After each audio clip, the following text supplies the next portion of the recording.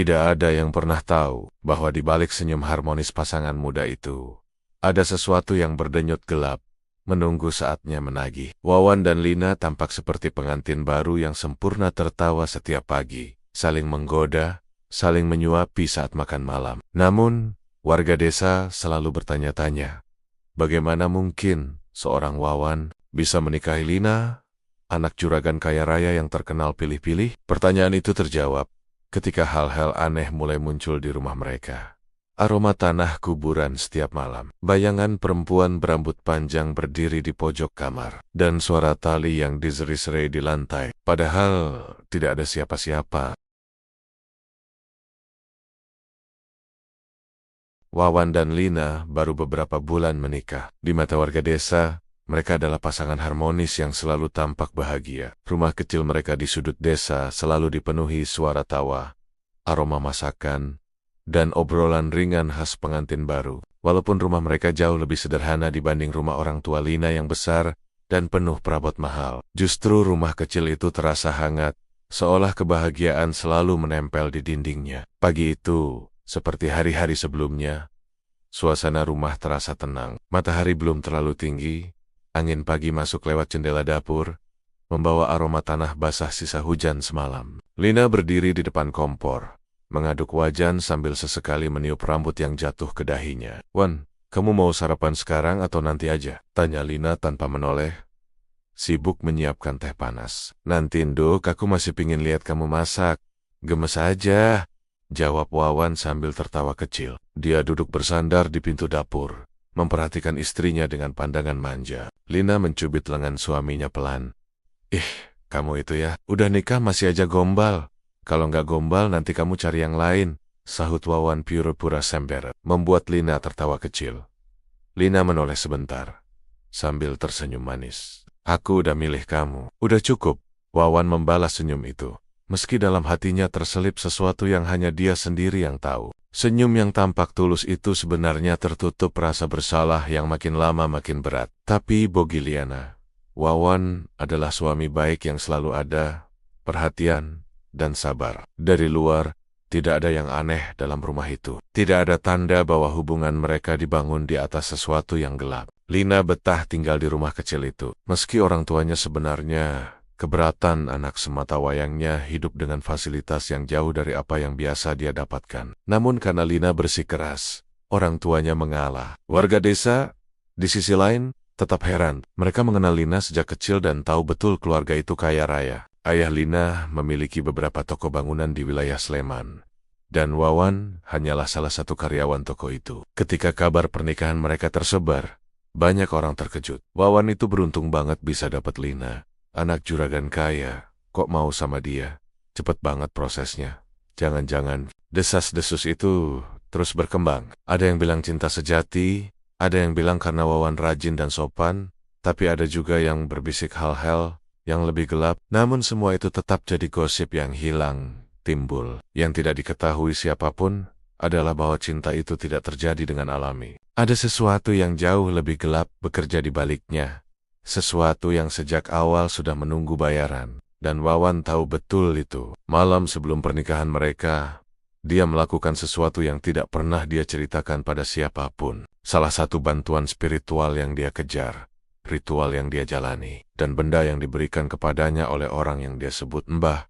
Semua itu masih dia ingat jelas. Tali pocong milik perempuan yang meninggal dalam keadaan tidak suci. Tali yang katanya memiliki daya mengikat hati paling kuat di dunia gaib. Pelet paling mematikan, tapi juga paling berisiko. Saat itu, Wawan nekat. Dia ingin Lina, ingin cinta Lina, dan pada akhirnya, ingin menguasai kekayaan keluarga Lina.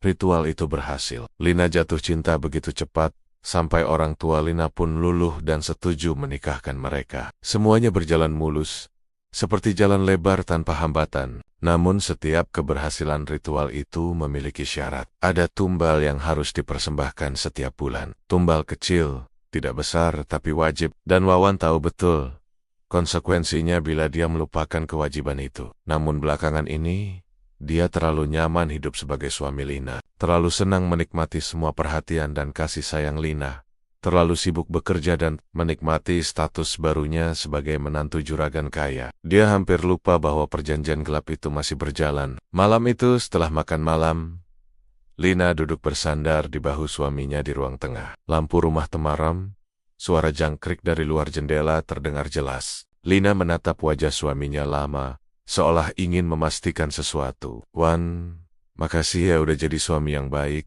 ucapnya tulus. Wawan mengangguk pelan.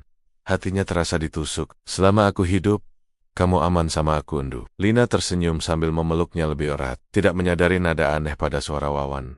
Tidak menyadari bahwa sesuatu sedang mengintip dari sudut gelap rumah. Tidak menyadari bahwa beberapa malam terakhir, Wawan tidak bisa tidur nyenyak karena bayangan perempuan berambut panjang yang terus muncul di mimpi buruknya. Wawan memejamkan mata, berharap rasa bersalah itu hilang. Tapi justru bayangkan, wajah pucat berlumuran tanah itu muncul lagi di pikirannya. Perempuan yang tali pocongnya dia gunakan. Perawan yang meninggal dalam keadaan tragis. Roh yang sejak awal sudah mengingatkan bahwa dia akan menagih bila Wawan lalai akan tumbal. Dan Wawan baru saja lupa membayarnya. Angin malam berembus dari celah jendela, membawa hawa dingin yang tak biasa. Seolah rumah kecil itu mulai berubah. Seolah sesuatu yang tak terlihat mulai mendekat pelan. Dan Wawan mulai menyadari harga cintanya pada Lina akan jauh lebih mahal dari yang pernah dia bayangkan. 12 bulan berlalu sejak Wawan pertama kali memakai pelet tali pocong perawan. Ilmu hitam itu bukan sesuatu yang ditemukan di buku atau dari bisikan orang kampung. Ilmu itu diberikan langsung oleh seorang dukun tua yang tinggal sendirian di tepi hutan, jauh dari pemukiman warga. Orang-orang menyebutnya Mbah Gondo. Kulitnya keriput, rambutnya memutih seperti abu, dan matanya selalu tampak seperti tidak pernah tidur. Dari dialah Wawan mendapatkan jalan menuju cinta Lina, sekaligus jalan menuju kehancuran. Waktu itu Wawan datang dengan nekat, karena dia tahu mustahil seorang karyawan biasa seperti dirinya bisa memenangkan hati Lina, apalagi hati orang tua Lina yang terkenal keras dan penuh perhitungan. Wawan benar-benar ingin mencintai Lina, tapi dia juga tidak bisa memungkiri ambisi besarnya.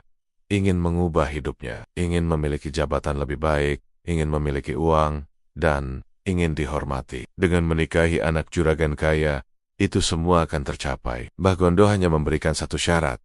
Setiap bulan, Wawan harus meletakkan sehelai rambut perempuan yang belum menikah di bawah bantal tidurnya sebelum malam bulan penuh. Jika tidak, pengaruh pelet akan melemah, dan pemilik tali akan datang menagih. Wawan waktu itu mengangguk tanpa berpikir panjang. Yang penting, dia mendapatkan Lina selama setahun penuh.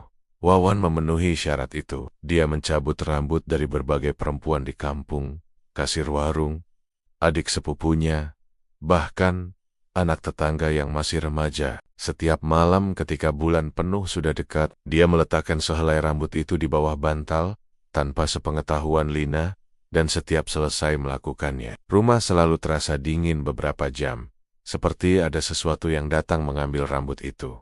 Namun menjelang bulan ke-13, Wawan lalai. Dia merasa keadaannya sudah stabil. Lina mencintainya sepenuh hati.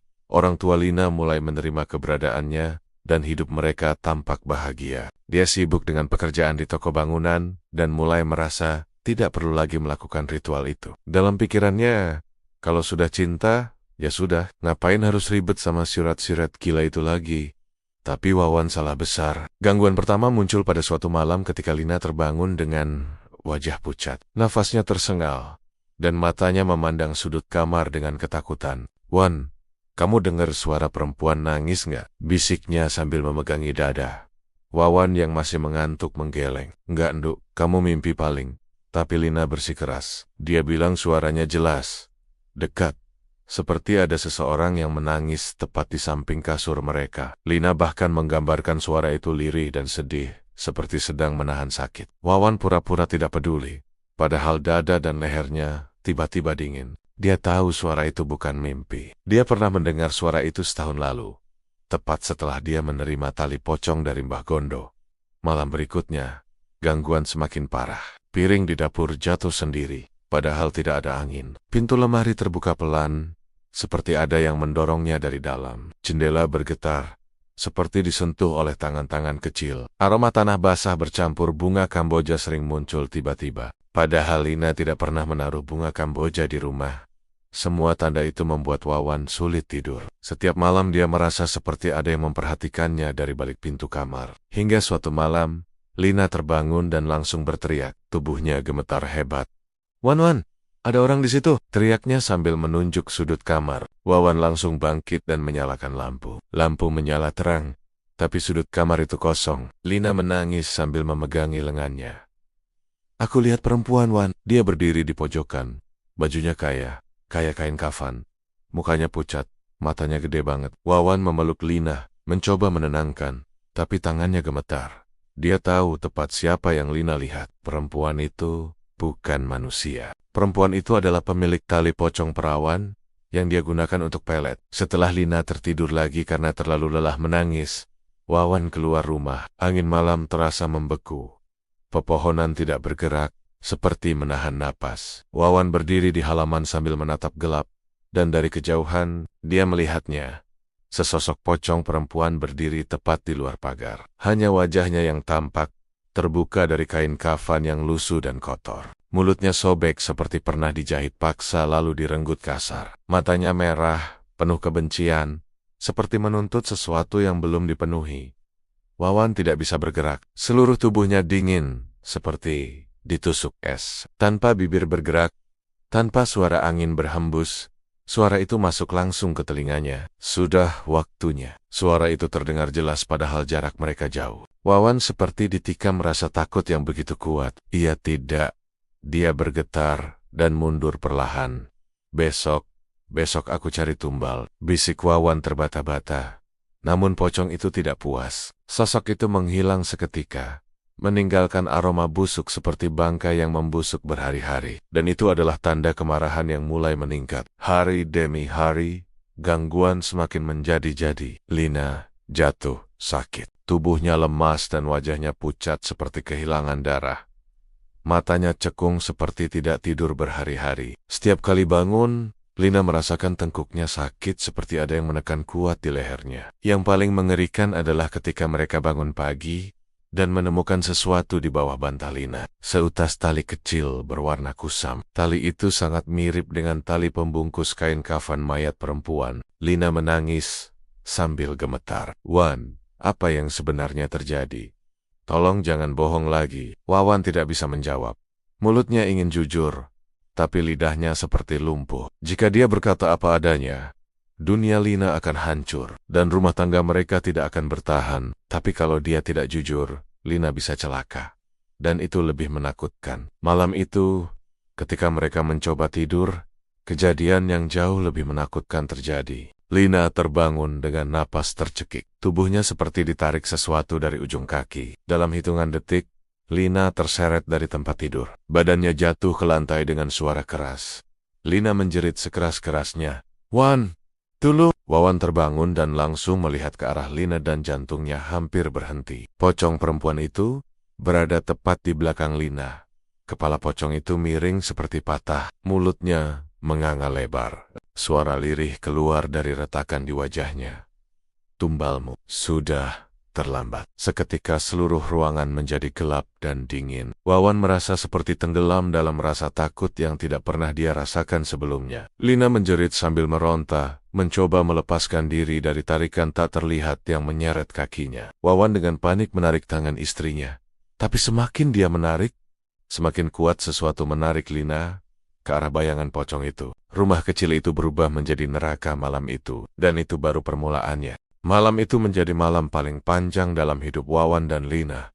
Setelah kejadian menyeret tubuh Lina di lantai, keduanya duduk di ruang tamu yang hanya diterangi lampu redup. Nafas Lina terengah, matanya sembab akibat menangis tanpa henti. Sementara Wawan duduk berlutut di depannya, tubuhnya gemetar seperti anak kecil yang ketahuan melakukan dosa besar. "Aku minta maaf, Ndu. Aku minta maaf." Suara Wawan pecah. "Aku pakai pelet tali pocong perawan, supaya kamu sayang aku, supaya bapak ibumu nggak lihat aku rendah." Lina menggeleng sambil terisak, seolah belum sanggup menerima kata-kata itu. Dia menutup mulutnya dengan kedua tangan, mencoba menahan muntah antara rasa takut dan muak. "Wawan," suaranya pelan tapi tajam. "Kamu itu gila, kamu nyeret arwah orang suci. Buat apa? Kamu mikir nggak sih? Kamu rusak hidup aku, Wan. Hidup kita, aku cuma ingin kamu. Aku ingin jadi orang kaya. Aku ingin masa depan kita bagus, jawab Wawan sambil menunduk dalam-dalam. Namun sebelum dia bisa menyelesaikan kalimatnya, sesuatu menghantam pintu kamar dengan keras. Lampu ruang tamu berkedip hebat, seperti hampir pecah. Angin dingin menerobos masuk dari celah-celah rumah, membuat lilin kecil di meja jatuh sendiri. Lina menjerit kaget dan langsung merapat ke sudut ruangan sambil memeluk dirinya. Wawan menoleh. Wajahnya berubah pucat seperti kapur. Sosok itu muncul lagi. Pocong perempuan. Tubuhnya terbungkus kain kafan yang sudah menghitam di beberapa bagian. Kepalanya miring, seperti tulang lehernya patah, dan dibiarkan begitu saja. Wajahnya pucat kehijauan, membusuk. Dan dari matanya yang memerah mengalir sesuatu yang tampak seperti darah kental bercampur tanah. Namun yang paling mengerikan adalah bau busuk dan tajam seperti tanah kuburan yang baru dibongkar. Dia melayang beberapa sentimeter dari lantai, bergerak maju perlahan. Janji, suaranya tidak keluar dari mulut, tetapi dari arah seluruh ruangan, menggema seperti dipaksa keluar dari kedalaman tanah. 1 tahun sudah lewat. Wawan tergagap, mundur hingga punggungnya menempel di dinding. Dia menangis ketakutan. Aku janji, aku cari tumbal, aku bayar semuanya. Jangan ambil aku, jangan ambil aku. Tapi pocong itu tidak peduli. Dia maju dengan gerakan patah-patah, seperti tubuhnya digerakkan oleh sesuatu yang memaksanya bergerak. Setiap langkah melayang meninggalkan serpihan tanah yang jatuh di lantai. Lina menutup wajahnya, tubuhnya gemetar hebat. Tangan pocong itu terangkat. Tangan yang terikat kain kafan menyisakan yari-yari pucat yang kukunya memanjang hitam seperti terbakar. Dengan satu hentakan cepat, tangan itu meraih leher Wawan. Leher Wawan terangkat. Tubuhnya terangkat beberapa sentimeter dari lantai. Kedua kakinya menggantung. Dia milikku. Suaranya berubah lebih dalam, lebih menyeramkan, seolah ada 2 atau 3 suara berbicara sekaligus. Wawan memegangi tangan pocong itu, tapi jarinya hanya menembus udara. Dia seolah mencekik dirinya sendiri, tanpa bisa menghindar. Matanya membesar, mulutnya terbuka tanpa suara. Wajahnya memutih, dan yurit-turit di lehernya menegang. Lina bangkit dan menjerit sambil meraih bahu Wawan, mencoba menariknya turun. Namun tangannya seperti menembus ruang kosong. Dia hanya bisa melihat suaminya dicekik oleh makhluk yang tidak bisa dia sentuh. Aku beri cinta, aku beri kekuatan, aku beri harta yang kau inginkan. Pocong itu mendesis sambil menekan lebih kuat. Dan kau menipu aku.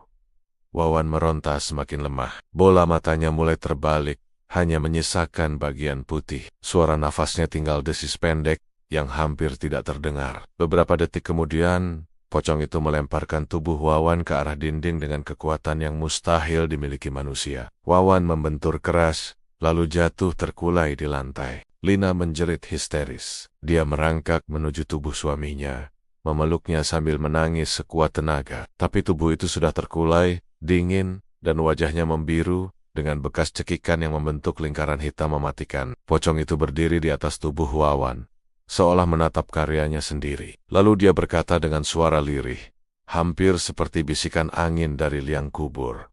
Ini harga dari pengkhianatan. Lampu rumah berkedip sebelum akhirnya mati total. Suara angin berubah seperti jeritan halus. Seluruh ruangan dipenuhi aroma tanah basah, bunga kamboja, dan bau busuk yang menusuk. Lina memeluk tubuh Wawan sambil meratap. Air matanya menetes di lantai, bercampur dengan debu dan serpihan tanah yang ditinggalkan pocong itu. Dan sekejap kemudian, makhluk itu menghilang. Hanya menyisakan dingin yang merayap dan keheningan yang menusuk telinga. Pagi harinya, kabar kematian Wawan menyebar cepat. Warga desa datang satu persatu. Sebagian bersedekap, sebagian berdiri jauh dari rumah itu, karena takut mendekat. Lina duduk di pojok ruangan dengan mata kosong, seperti tidak percaya bahwa hidupnya berubah hanya dalam 1 malam. Pemakaman dilakukan sederhana. Orang-orang berbisik pelan, membicarakan kabar angin tentang gangguan di rumah Wawan sejak beberapa hari sebelumnya. Tak ada yang berani menanyakan lebih jauh. Namun tatapan mereka penuh curiga dan takut. Ketika tanah pertama dilemparkan ke liang kubur, Lina berdiri paling dekat. Tubuhnya limbung namun matanya menatap tajam ke arah makam, Tiba-tiba, bau Kamboja menyengat muncul entah dari mana. Beberapa warga langsung mundur beberapa langkah. Debu di tanah makam bergoyang pelan, seperti ada hembusan nafas dari dalam. Tanah itu bergerak halus, tapi jelas terlihat. Ya Allah, seseorang berbisik ketakutan. Lina menutup mulutnya. Wajahnya pucat tapi suaranya lirih saat berkata, "Dia menjemput Wawan." Warga desa terpaku. Tidak ada yang berani bicara, tidak ada yang berani mendekat lagi. Bahkan penggali kubur yang biasanya paling berani pun mundur beberapa langkah. Setelah pemakaman selesai, tidak ada yang sanggup ikut mengantar Lina pulang. Mereka takut, terlalu takut. Rumah Wawan dan Lina akhirnya ditinggalkan begitu saja. Dalam beberapa minggu, pintunya mulai berdebu, jendelanya menghitam, dan kadang warga yang lewat mengaku mencium aroma bunga Kamboja dari kejauhan. Dan semua orang menyimpulkan satu hal, tidak ada manusia yang bisa bermain-main dengan pelet tali pocong perawan. Karena ketika janji dilanggar, tumbalnya akan diambil. Tidak peduli siapa, tidak peduli kapan, tidak peduli di mana, dia akan datang menjemput apa yang menjadi haknya.